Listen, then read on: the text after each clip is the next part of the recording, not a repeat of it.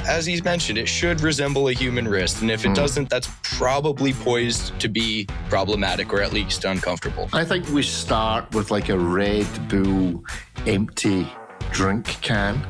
It's kind of small, and then we put the watch on it and tighten it, and then take off and see how much we've crushed the can by. That's good. I think that's our starter for today. I think we start with that as a blog-to-watch wrist comfort measurement 1.0, and then we can develop it from there. Sponsored by Red Bull. Listen, it writes itself. It writes itself.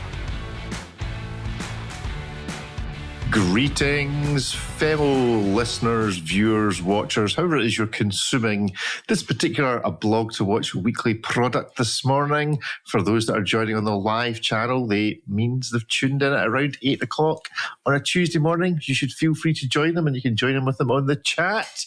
We have, for your delectation this morning, myself, obviously, but we're also joined by Ripley and David. How are you both this morning, gentlemen? I'm good. It's St. Patrick's Day. It's been St. Patrick's Day for about an hour over here. Oh, of course. Wow. Yeah. Is that St. Patrick? How does St. Patrick's Does this Day qualify? Yeah. There you go. That qualifies for lots of things. Is it green enough? I'm not sure if the camera is picking up. What is that made out of? Ceramic or? Yeah, it's mint green ceramic. Okay, we need you to test tasty. it. So we need you to get some sort of really sharp tool out of your watch box and give it a scratch live on the show. It looks like that soap. What is that bar of soap that's ubiquitous and sold, like that green, minty green looking soap? Like Palmolive or something? No, not ubiquitous over here. That's right. I guess nothing is. You buy green soap. David, are you aware of green soap? I'm aware of soap being all kinds of colors, so green included. Maybe it's ubiquitous in the States, Ripley, right? Yes, it's ubiquitous in California. Yeah, I can't. I mean, you don't see bar soap all that often, but this is like, if you were gonna do that, this is the one. Is it like Irish Spring or one of those? I don't know. No, I think that's a darker green. Whatever. Yeah, it's not. It's the camera has no idea about white balance when this baby shows up. It's like, what? It's even for the eye. You know, if I've been wearing it with gray jeans, and it's really off-putting because this looks gray and very green and somehow pistachio and all those weird shades of green. It can make its mind up. I don't know. And they managed to color coordinate every single component irrespective of what it's made out of, because the caseband is a different material than this, and then of course the hands and the dial are different materials as well. So all these different materials, and yet it's the exact same hue. Even the tint in there in the clasp is the same. Cool. It must have been a nightmare. It's so hard to do that, and like we just take that as a granted. But when you have to make the same color in like a dozen different materials, it is so, and thicknesses too. Certain like sapphire, obviously, when you get into those, the transparency affects the saturation of color, and that's why they use Saxon. But it's so hard to just make something the same color when it's a watch and it's made out of so many parts that we often don't appreciate it. But when you see it done on a Hublot and you're like, this probably drove them mad for the better part of 9 months, it actually somewhat justifies when you hear it took us 2 years to find the exact color. It's like, well, not to choose the color, but to figure out how to make everything that color is, a challenge. Yeah, I mean, the three of us are the same color, but look at this screen. Look how difficult it is. Rick, your room I'm slightly red. Yeah, slightly. Rick is tuning in from a room on fire, essentially, every week for our own entertainment. Slightly yellow, but I was born that way. You can thank my mom for that. And David's embracing the grey this morning. I'm pale. I'm just looking forward to sunshine. I mean, I've been taking it in as much as I could since it arrived a week ago, so that's good. So how does that Hublot make you feel? Makes me feel great. It makes it, but that's the thing. Are Hublots the only watches now that independently, even if you don't choose them, make you feel? If somebody sends you an Hublot to review, does it not just make you feel, that's really good? It makes me feel like I don't want to give it back. You know, there was a summer edition last year, and I remember Hublot folk telling us, Oh, we were not sure if we should make it because we were really just like, who would buy this? And of course, they sold all of them in a heartbeat. You know, that was even more colorful with orange and a little bit of blue and white and all these things. I'm in mad love with that watch. But this is the second best. Basically, I could have chosen this or a petrol blue one, which is just a fancy name for blue. And I was like, no way, I'm having the dark blue boringness. This has to be this one. And it's really great. The proportions they've really nailed on the Unico by now. So this is a better looking watch than it has ever been. In my opinion. It looks great on the wrist. It's ever so slightly more comfortable than it used to be, which is important because I used to dislike the wearing comfort of Hublots precisely because of the clasp and the way the overall shape of the watch somehow was always either too long here and then for it to fit vertically in a way, or if I got it right here, then it was pinching like this, so somehow the size or the shape was never quite right, and it's much better this time, so that's good news. I mean, we would expect perfect wearability from watches, but actually in truth, Ripley, I think you will agree, there's very few watches that are actually genuinely very comfortable on the wrist, right?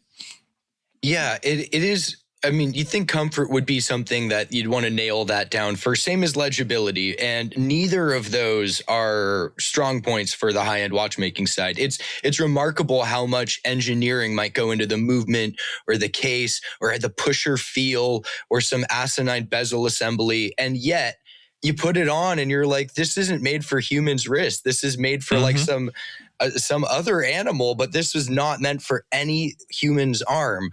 This was made with wanton disregard for the structure of the human anatomy, either due to the curvature or the way just certain things articulate. And it is sort of remarkable how sometimes you wonder, did no one try this on before it got brought to market? But David's right. The new Hublots are actually quite comfortable, and that means a lot coming from someone with wrist as small as mine. It's often when a large watch, if it's done poorly, is absolutely unwearable. But these are quite nice. If they ever sent me one, they probably wouldn't get it back. Yeah, to their credit, they have added all these different little holes here, so you can really fine tune the fit, because obviously this is like a very easy response to compromised wearability. And, this is a market improvement. I had a G-Shock in, I think it was like some volcano lightning rainbow nonsense, and it had the little hole so far apart that either it was pinching my wrist or I could rotate the wrist, the watch around my wrist. So that was like from one setting to the other. It was too tight, or I could flip the watch around without even loosening it. So, why would you be able to like or have these holes like a finger width apart? It's just useless. Why not do it like this? This is free. It's essentially free to punch this many holes, right? Yeah, he says, looking at his Panerai strap. You just got lucky with that. That just happened to be a Panerai size wrist. It's an interesting question. Do we know how brands, have we ever come across somebody that brands test their watches on for fit? Like, I mean, is it like the fashion industry? It's people at the brands.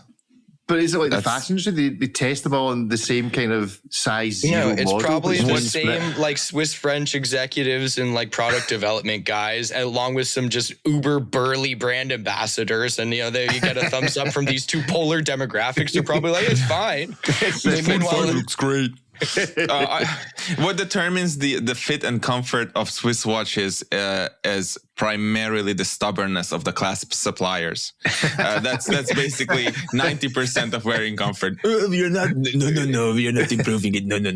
You can have your different clasp of 5x or 10x. To develop something. So there's no way in hell. This is really it really is the case.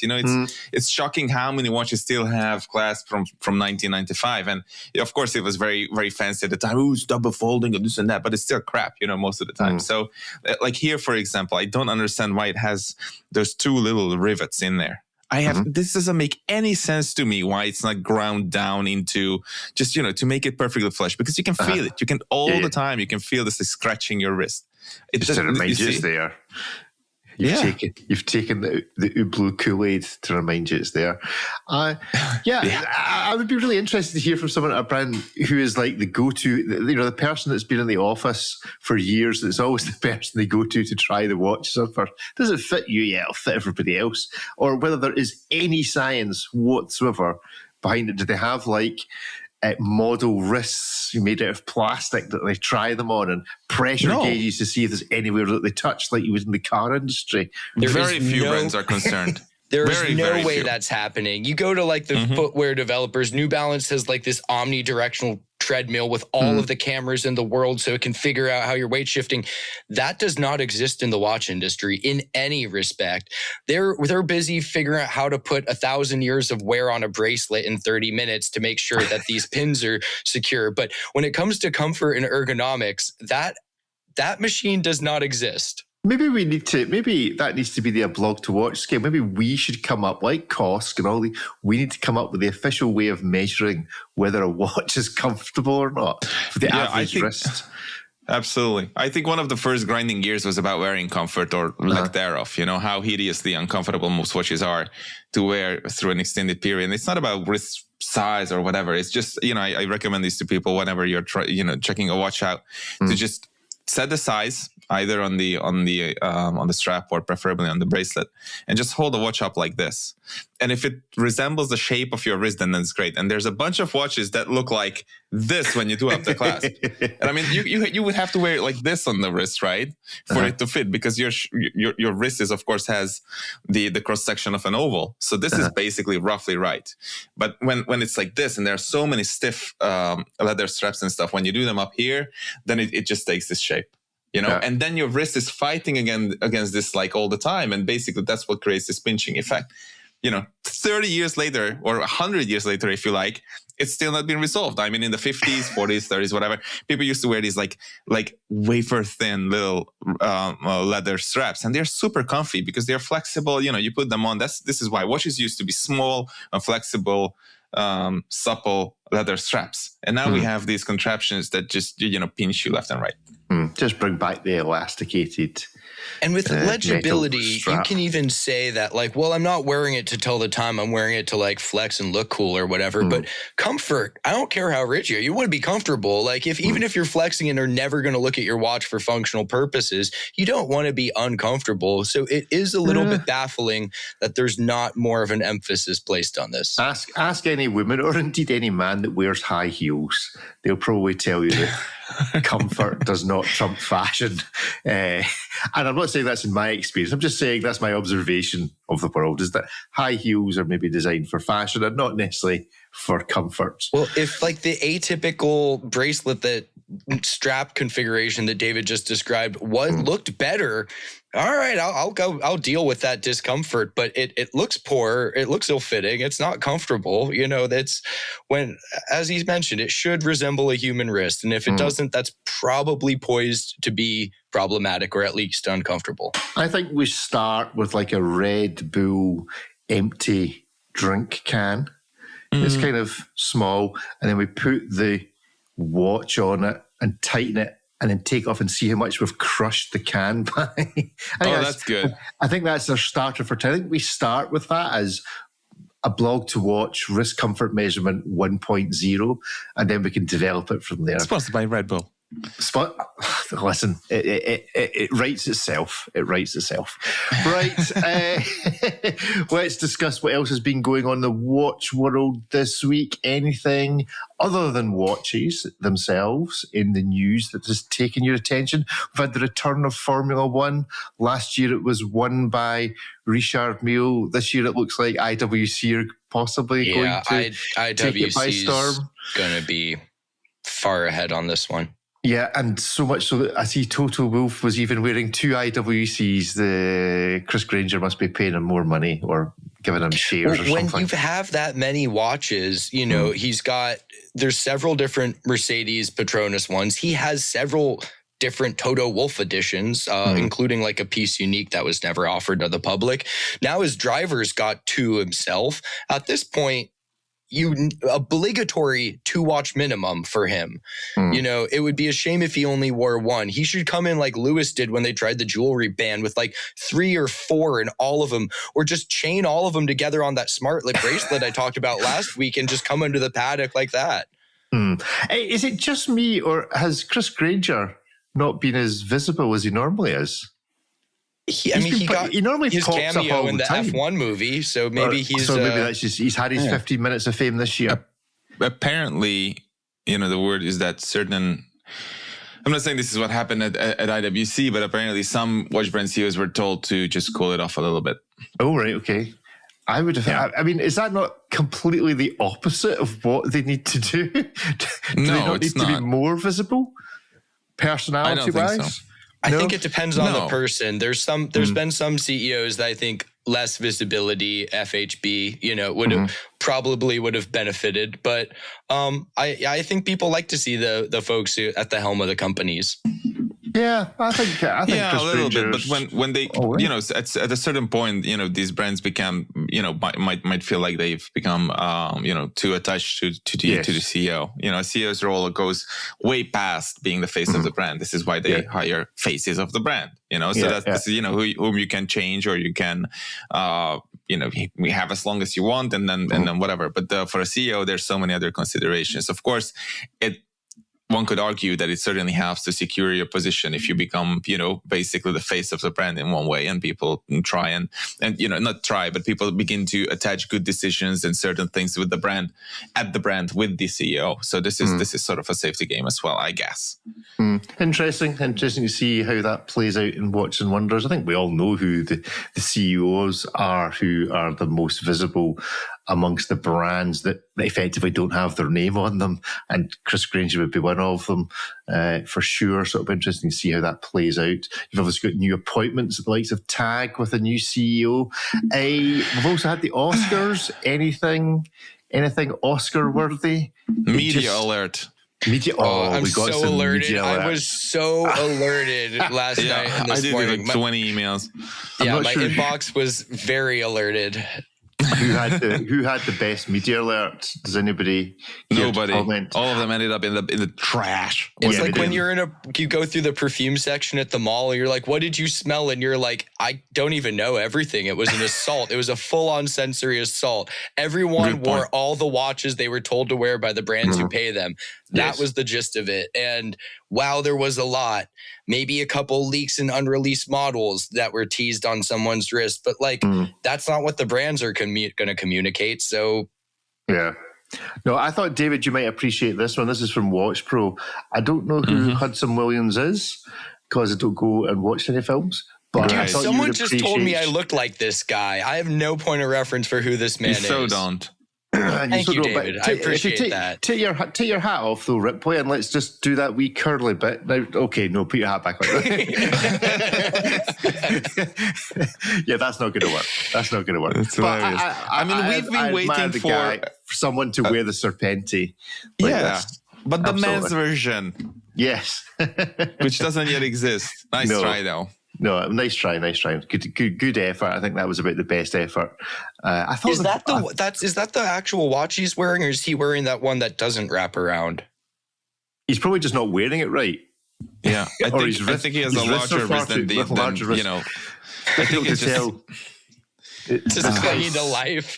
Whatever. This guy's 6'7" was the mistake that they made when they put it on him. I have no idea who he is.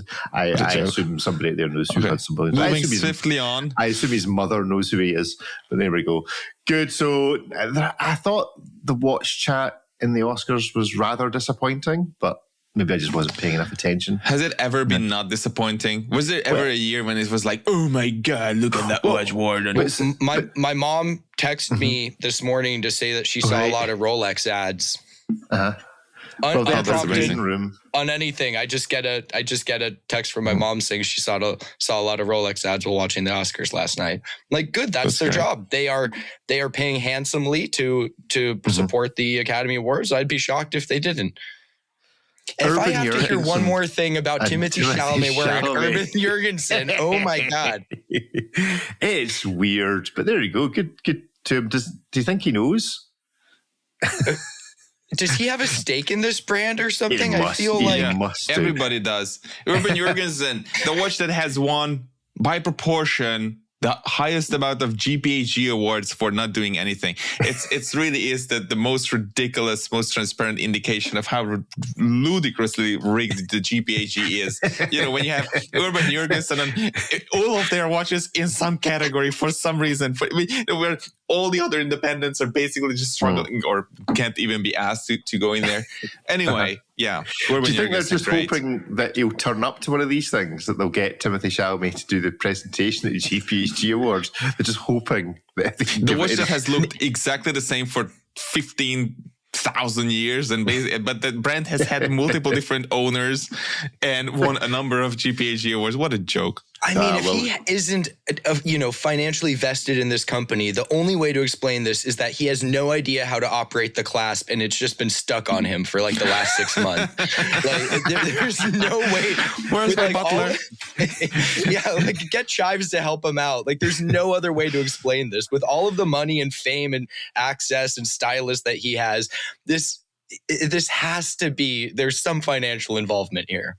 Yeah, you'd hope so, if nothing else. You'd hope it wasn't an actual choice. Well, if it is, I want to talk to him. No, if it is a real choice and he's just like, nope, I only want this. Let's sit down, buddy. I want to talk about that. It's just one-upmanship. It's like, who's wearing the most obscure, pinky lifting nonsense that, you don't know? It's called an Urban Jurgensen. Now you know. That's the vibe I'm getting if it's a personal choice, basically. Are we going to get a Marty Supreme collab with Urban Jurgensen? Like a ping pong bat on it, or whiff waff, as it's called over here, a whiff waff watch. I'd be alerted if we saw it. There certainly would be alerts. Okie doke, let's have a look at some watches. What have we got this week on the aBlogtoWatch site?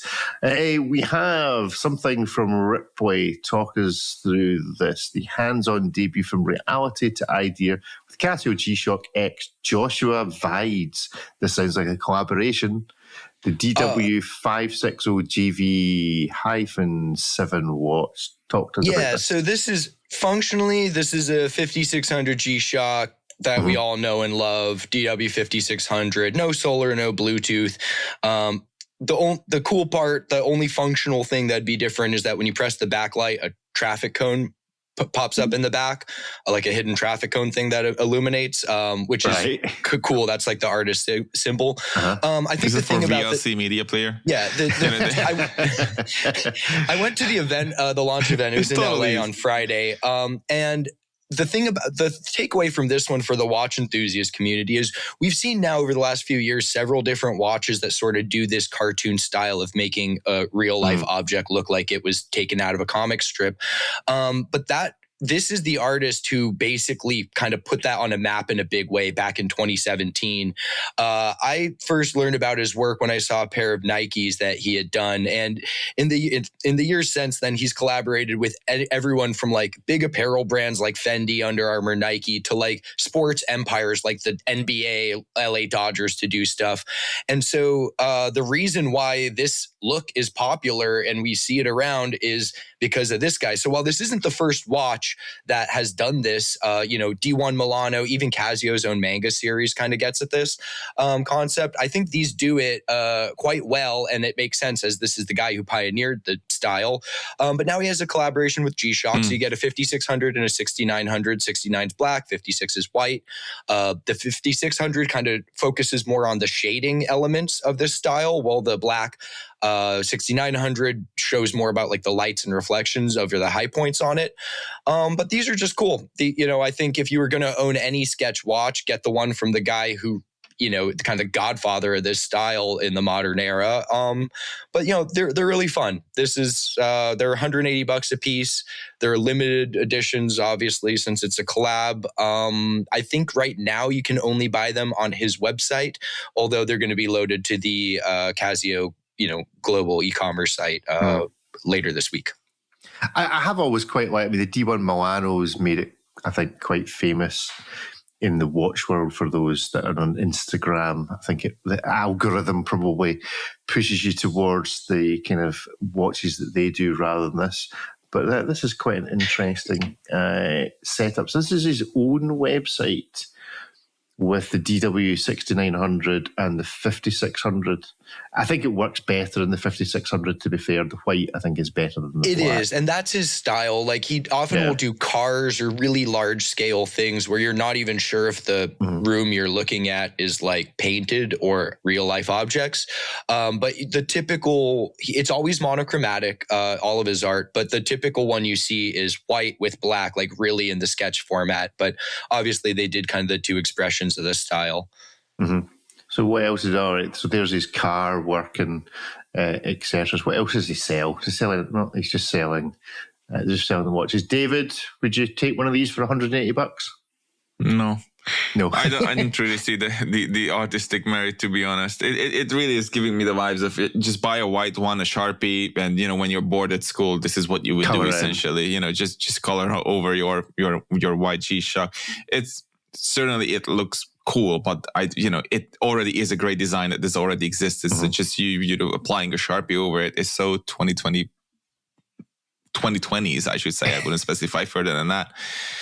I'm happy if it works for him, or if it makes people happy that it's a funky, fun looking thing. So if you see the fun in it, then that's great.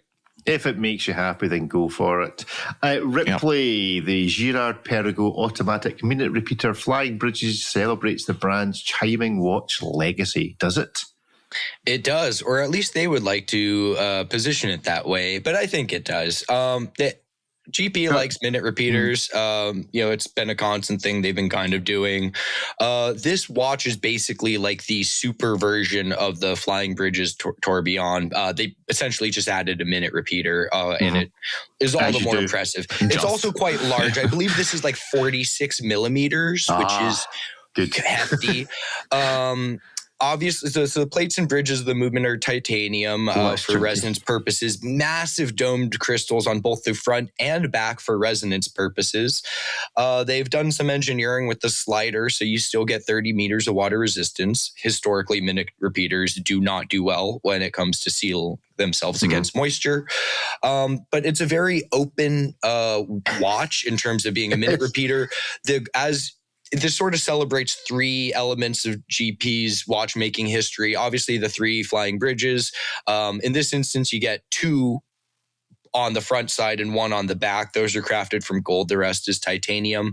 The gong is very elaborately shaped, but again, all for resonance purposes. I would love to hear one of these in person to be able to speak to it, but this is sort of a contemporary nod that acknowledges their longstanding history of minute repeaters through kind of this modernized expression of the three golden bridges. And of course, it's got a nice micro rotor set up in there. So it, you can barely even see the rotor.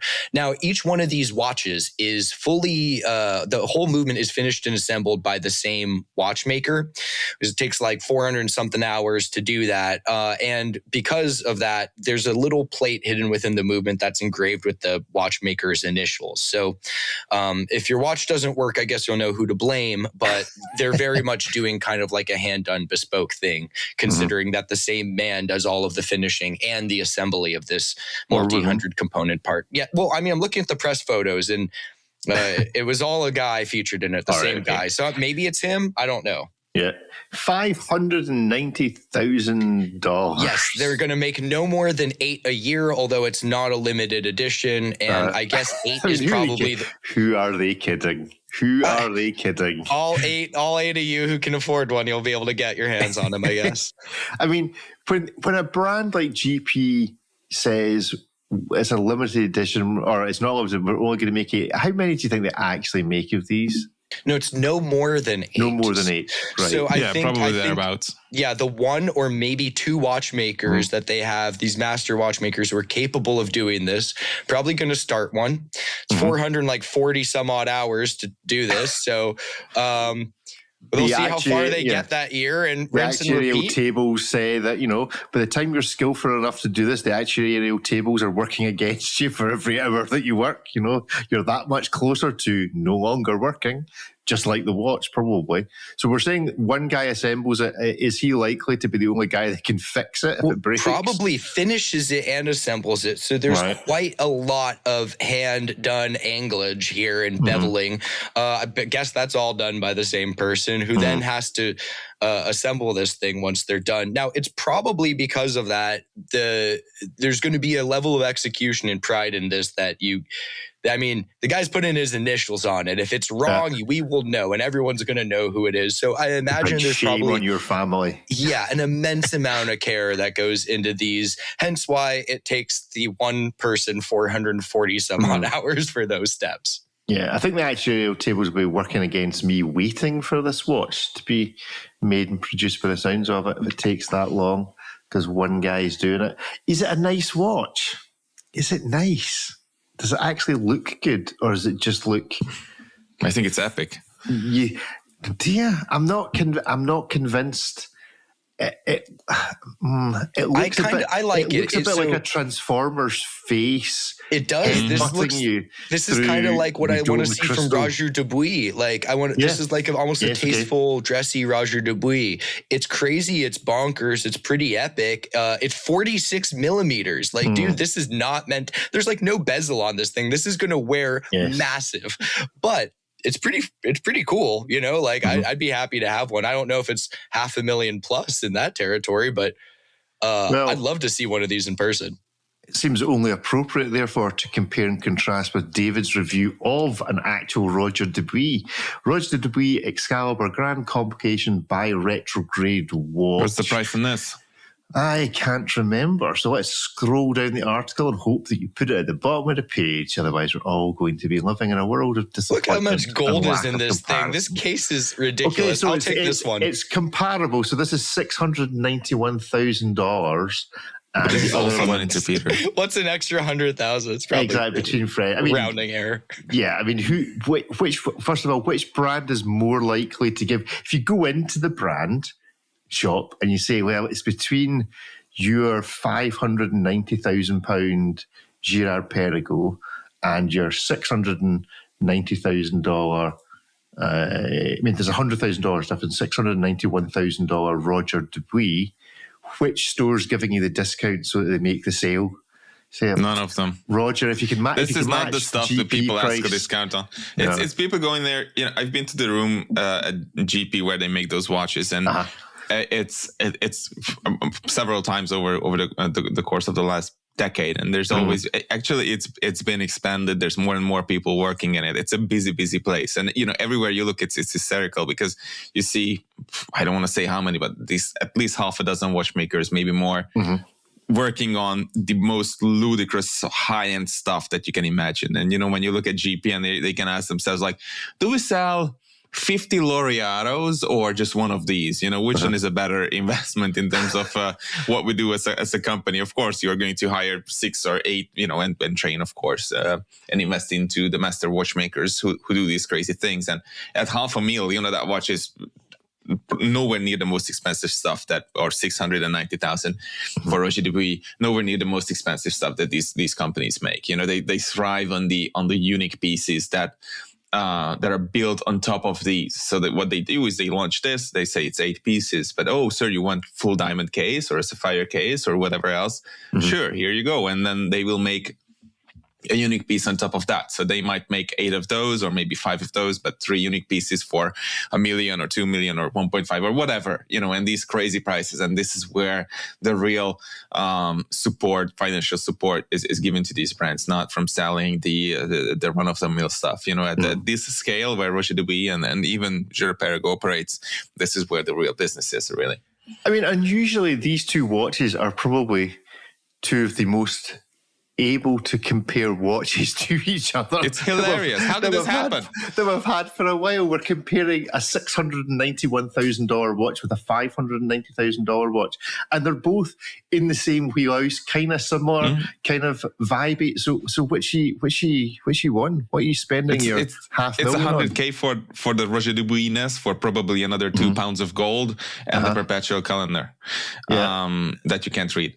You know, I think it's in the middle of the month. You're really, really strong at the beginning of the month when the letters are nice and large, and then it just sort of goes off, and then it's like, my watch knows very accurately what day and date it is, but I can't tell. I mean, these watches are even a similar size. The Roger Dubuis, I think, is 45, and the GP is 46 mil. Yeah, but the Dubuis wears so much more, heavily. It's just a completely different wearing experience for sure. So what do you think? What are you having? Money's no object. I'll take the Roger Dubuis. There's enough gold in the middle case alone to make 15 to 20 of those GPs. Like, look at the side view of this thing. That is an absolute cheeseburger of a watch. I'll take the Roger Dubuis. They're equally impressive. I mean, and if we're already going to be playing in the upwards of $500,000 club, I want the QP in there as well. Right. Okay. Yeah. David, are you taking the Roger Dubuis? Actually, no. This time I'm taking the GP. I like the way that looks quite a lot more. Probably wears nicer a little bit as well. I'm a fan of Roger Dubuis, just not this one, to be honest. I wouldn't. This is not a Roger Dubuis I would go for. But the GP is very cool. I really like the way that they have laid out those gongs and the hammers just, at 12 o'clock. I think it's amazing that, we are at a stage in high-end watchmaking where you can design a minute repeater. It's not just like, it works. It doesn't explode every second time when you operate it, but we can make it relatively reliable, finish it nicely, but also turn it into a design element. That's quite incredible. This one with the 2 micro rotors, it's hilarious. I think for speaking of the Roger Dubuis now, it really goes back to the early 2000s madness, or even earlier. I think it was the 60s or something. When brands and companies were competing, and later on it also happened on the jewel count of watches, and there was this little group chat where somebody posted an Orient that had 100 jewels, and it had jewels in the movement holder frame or whatever it was, like it's just for the heck of it, so that it could say it's 100 jewels. You don't need 2 micro rotors for this at all. Probably none of them actually, but still it's heaps of fun. Cool. Anything in particular you want to pass remark on the Roger Dubuis, seeing as you did a nice hands-on with it? Were you just read the hands-on? It's I'm sure I had some angle to it that I can't remember anymore, but it's probably not just a description of the watch. Good stuff. Right. Well, I guess I'm just bored reviewing watches. So it's time for the picker wheel of death.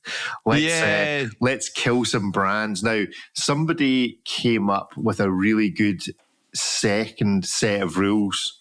So DR Pernek on the chat has said it should be keep, change, or kill. So we keep a brand as it is, we change a brand, or we That's kill roughly the what brand. they've been doing. Well, yeah, no, but he's summarized it better than I did, so... Okay. Well, no. We've removed the stipulation for how long they have to wait to change. Before it was like shelve them for 50 years. This is like, let's just clean house and get a new one. Well, let's see who appears on the picker wheel of death, so that we can, and then we'll decide what the rules are depending on how good. So first up is, let's see who's first in the line. Someone should do a watch dial like this in celebration of this. The more I look at this, the Squally. Oh, interesting. Yes, I think, maybe, Ariel's interviewed on Superlative this week, Richard Benck from Studio Underdog. This feels like a Studio Underdog type thing. Maybe all the watch brands that survive, we put them Damasco. Okay. Getting some interesting brands up here. And then last one. Who made the roulette watch? Was that Jacob & Co? Jacob. Yeah. And also somebody else. Oh, Breitling. Okay. There's a big beast has appeared on the list. So we're going to keep one. We're going to change one, however we like. And we're going to kill one. So I got my list easy on this one. We're going to keep Damasco, change Breitling, and sorry, Squale, but... You're gone. Kill Squale. So keep Damasco as it is. How are you going to change Breitling? I mean, there's a lot of places to start, but there's a rich heritage there. We can't get rid of them completely, but I think there could be. I think some healthy changes could do that brand some good. Do we think it's just all about getting a certain designer we know back at the brand to make some sense? So stop making your own watches. Get back it's into not that Breitling. they're bad designs now. It's you know, too many of them. It's yeah. I just want someone there's also the movement up market. Now your standard Navitimer is like 9,000 or something like that. Like awesome. Like they're great watches. Like the Navitimer's never been better than it is before, but it's like, is it a $10,000 watch? Now it's a totally different place. There's less emphasis on those quirky tool things like the aerospace, which everyone loves, like kind of the old school aerospaces. There's a lot that they could do to kind of bring the magic back a little bit, but I feel like they're sort of like that band who releases an album that's sort of, it's not a greatest hits, but it sort of sounds like the last two, but it's not bad, but like you kind of just want to see some fresh sounds in there. Just make a new Breitling Emergency. That's all I want for Christmas. It's just typically the sort of thing that people want and then don't buy. It's like when people say, "Oh, give us a manual version of this in a car," and then they make like 10%. You know, is how many people actually go and vote with their own. Oh, I was not going to buy it. I'm just happy it exists. Just wanted to exist. Well, sometimes those things do need to exist for the health of a brand. Like when Lexus introduced the LFA, they were like they were losing money on every single one of those, but that was important for them to do because at that point in history, Lexus was like the most boring car brand. I mean, like good cars, basically a fancy Toyota, going to be reliable, going to be solid, but like they just didn't have the excitement. They needed that to create a talking point and to kind of show a new facet of what that company can do. I don't think it's necessarily a bad thing for a watch brand to have those things that give the brand identity, even though they move very, very small numbers. And I think the Emergency exemplified that for Breitling. Like they still have it sort of sequestered to some weird corner of their professional lineup in their catalog. But like, you know, that was such a key point for Breitling's identity, regardless of its relevance in today's life or how many people actually want that watch. But they need to keep doing that. And they're sponsors of Aston Martin, possibly one of the worst marketing decisions in history at this point. I mean, look, just give Stroll one of those so when he crashes, he can just go pull that out and they'll send the safety car and the crane over to collect him. You see, that's how marketing should work. That's how it should work. The Napograph. Navitimer, Nepo timer. I think that's pretty good, actually. Yeah, so if we're changing one thing about Breitling, what Formula One team is it we're changing them to be the sponsor of? The safety car. Cadillac. Yeah, they love American cars so much. They have the American car. And plus, let's be real. The Cadillac brand in terms of likability, Valtteri, Checo, they need that positive PR. Excellent Valtteri point. With the mustache and like a 46 mil Navitimer, dude, that is the vibe. Exactly. Loves I the USA thought editions. of this, but that's an amazing idea, Ripley. You know what a missed opportunity. Breitling and Cadillac would have been awesome, really. Do Cadillac have a watch sponsor? No, they don't. They totally should have had Breitling. I know. Well, when Breitling was like, we're going to have an F1 team, I'm like, yes, it's right there for you guys. And then they choose Aston Martin. I'm like, what a joke. Whoever wants to be the partner of us, Austin had already been with Jaeger, with GP. There must have been two others that I forget, and now Breitling. Why? What? It's not that. I mean, it used to be a hot brand, and to a certain extent, of course, it still is. And it's not about how they perform at the moment at Formula One, which is just terrible.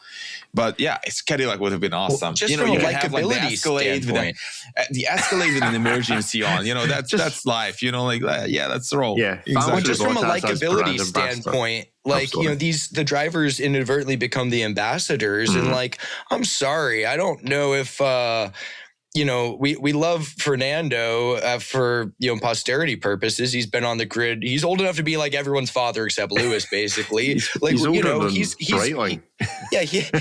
kind of, you know, he's in it. He's always going to be in it. He's godfathered in. But like, Stroll, like if I had a watch brand, I can't think of a guy who's got like less Riz than him on the grid. Like,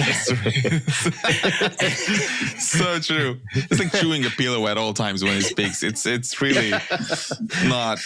Yeah, not you know. It's like we go from Brad Pitt had really like set the bar extremely high. You know, none of us can aspire to achieve it. But you know, to go from Brad Pitt to like Lance Stroll is just like a shocking development, if we can call it that. There was an index. There was an index I came across. What was it called? Was it the Garn Index? Yeah, the Garner number, and it's the unit of sickness. So it's like the unit which is used to measure how likely it is you're going to puke up under high G situations. Interesting. It's called the Garner number after a American senator who went to space and spent most of his time puking.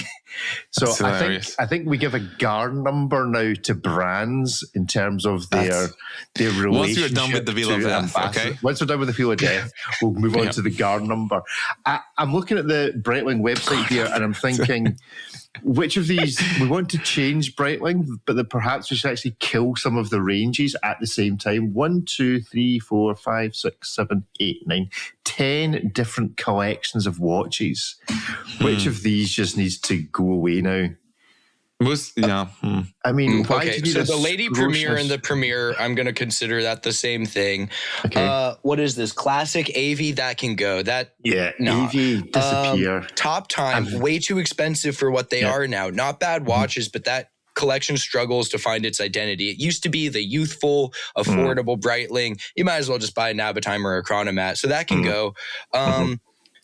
I don't know what's happened with the Super Ocean lately. Yeah. They're all vintage. Not so super. Yeah, they're all heritage now. It just comes down to which era. Do you want the 50s or the 60s one? Okay, so Breitling is we're going to change it. Go away for 50 years. Come back another day. I think they should make a chronograph. I think that's just really easy. If only they had a chronograph, maybe on a leather strap, possibly on a metal bracelet, that would really turn things around. Okay, so I've not looked at it yet. I'm going to click on the Navitimer link. Guess how many different Navitimers there are when I open this next page. There's not that many. 47, 48. Different they keep versions. Discontinuing them. Oh, 49. 86. There's 86 watches For on me, this it's 49. page.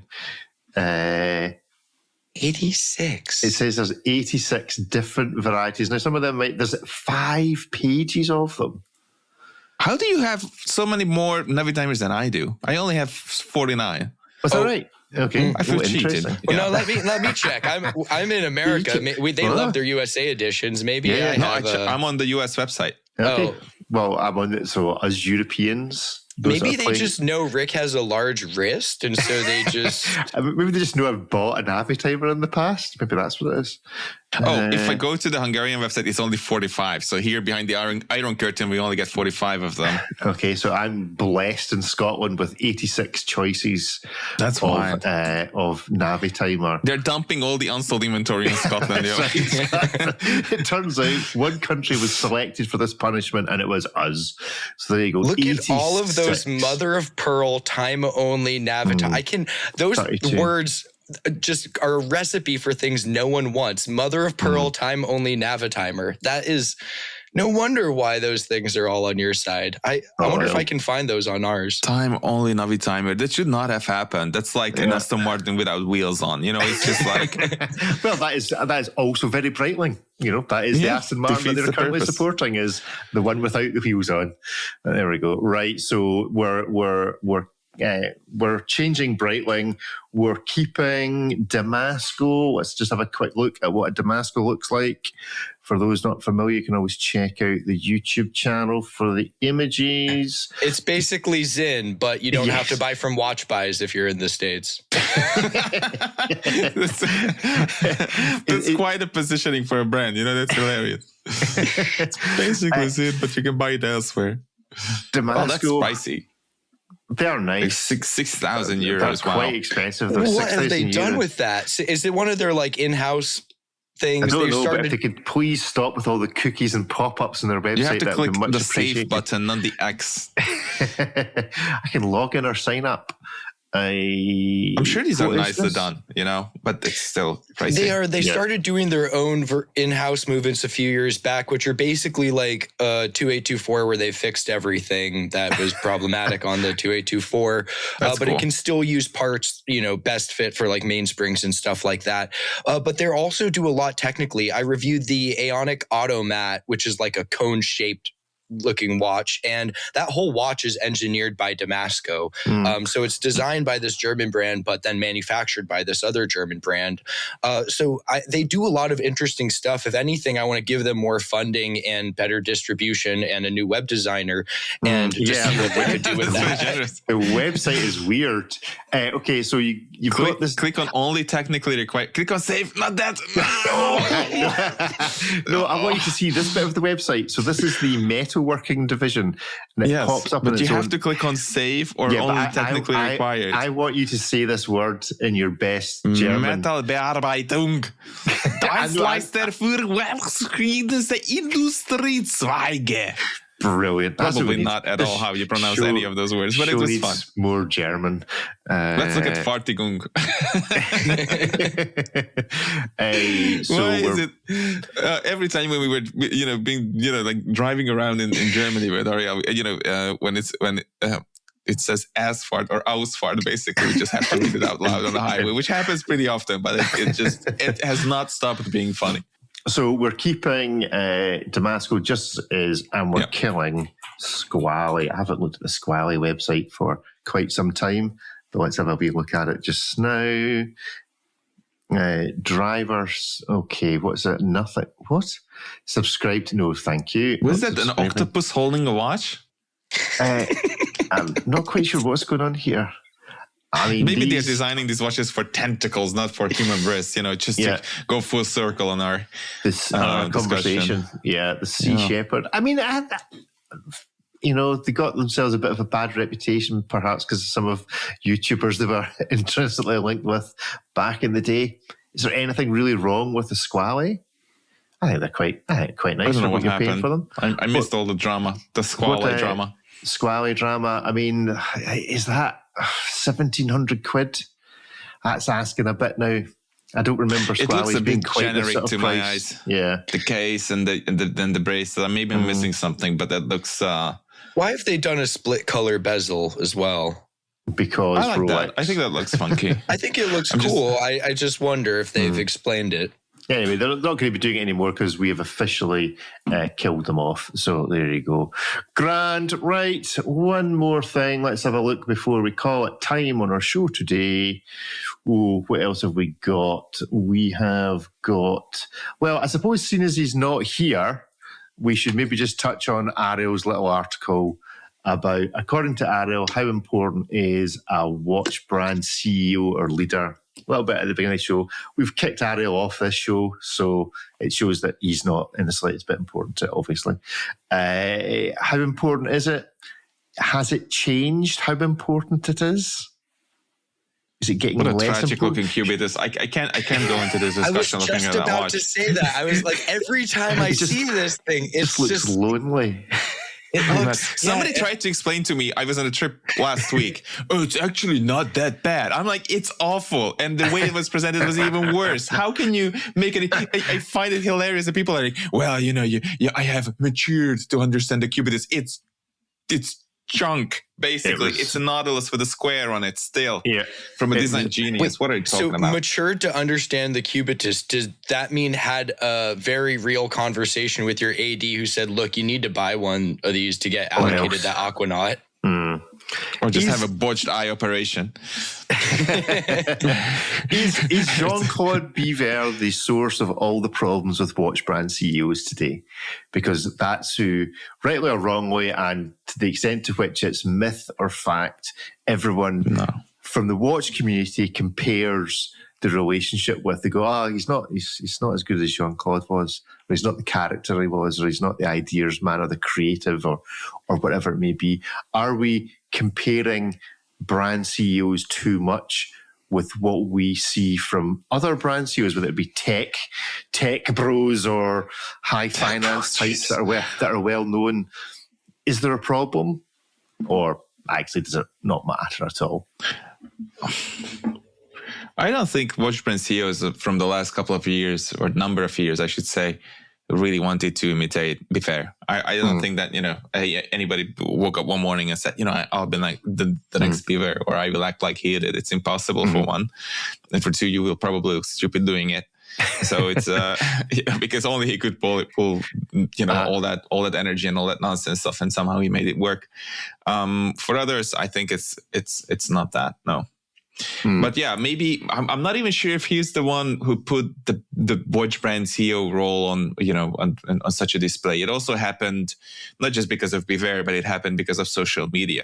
What would you do in the 60s or the 80s or even the early 90s as a watch brand CEO? You would go on television or give an interview to a newspaper or something like that, but you couldn't post daily with from different events or movie stars or watch collectors or whatever.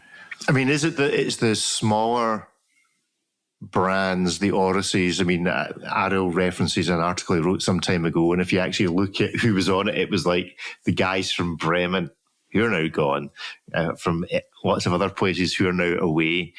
Is it that the smaller brands need to lead into their CEOs because they can't afford Leonardo DiCaprio, but it actually turns out that watch brand CEOs of smaller brands aren't necessarily the people you want representing your brand because they're here today, gone tomorrow? You either just need to let the watches do the talking or pay the money to get somebody who's famous, who when they're out of fashion, you can replace with somebody else who's famous rather than your own CEO. Nope. Not interested. It's hit or miss. It's really, it really depends. I mean, of course, it would be great to have a watch brand CEO who sticks around and who a smaller brand can rely on, because a small brand lacks trust in a way, and if there's a face who says, we are making all these decisions, let me explain, let me, hang out with the enthusiasts, go to events and whatever, get-togethers or whatever, and promote the brand in such a way and be approachable, then I think that can enhance or just from the basis just create this sense of trust towards the brand that a lot of these smaller brands struggle with. Well, maybe next week it'll be hit miss maybe on watch brand CEOs. Oh, that's a hard one. I think it's one of those things where, sure, a good CEO can help make a brand and is a very positive force, but there's plenty of brands where they're not reliant on the CEO to really do much, but a bad CEO can be really detrimental. And I think I'd argue that a bad CEO is worse for a brand than a good CEO is good for a brand.